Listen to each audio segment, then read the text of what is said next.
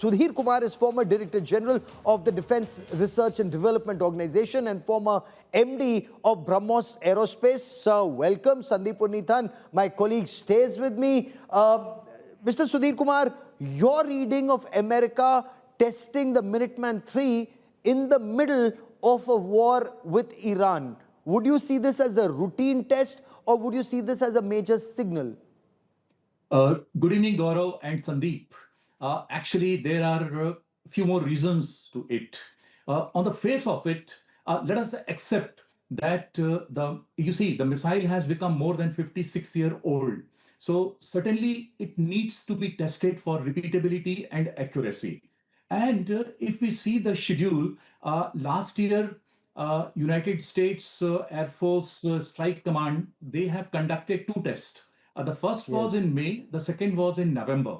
So now, if we see the schedule, it's almost every 6 months they have been testing it. So 6 months are over in the March. So they have conducted test in March.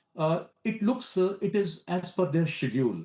But if we look deeply and look in a warped manner, then I will think that it's a message to North Korea and China both. China to not do any adventure in Taiwan, and to North Korea, again the same message. And that's a very significant point you make, sir. And let me quickly bring in Sandeep Puneethan to elaborate on this. Sandeep, would you look at this test as routine, something that was decided earlier, or the timing? War with Iran, some statements coming from China. Is there a very clear message to China? Don't even think of getting involved here? Well, Gaurav, I tend to go with what Dr. Mishra mentioned, the fact that it was a routine test. But then you have to look at the backdrop of, where this routine test comes in. Just a few days back, on the 5th of February, 2026, the New START treaty limit ended, right? Which means that for the first time since the 1970s, there is no limit on the United States and Russia to curtail their nuclear weapons. This is something that they've been doing from the 1970s, the USSR first and then Russia, that they would maintain a stockpile limit, about 1,500, 1,600 nuclear warheads, and both would verify each other's stockpiles. Now, Russia pulled out of that a few years back, but the US refused to ratify it in February when that expired. Now, the UN Secretary General has also said this is a very dangerous time that we are entering, that the 2 biggest nuclear powers do not have any mechanism of ratifying each other's stockpiles, and that there is no limits now on the kind of weapons that they can, stockpile.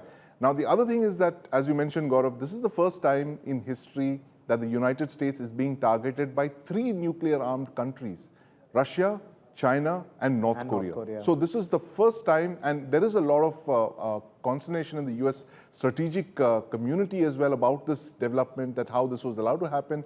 And the fact is that the US replacement for the Minuteman III, now the Minuteman is a missile system that's been around for ages, almost half a century. It was introduced in the early 70s. Yes. The replacement for the Minuteman III, which is the Sentinel, is yet to come. So they've had to extend the life of these missiles. They've had to extend the life of the warheads. Like many other items in the US arsenal, you never thought that you would need them now. And the world is talking increasingly about nuclear weapons. And this is such an uncertain time. Yes. Dr.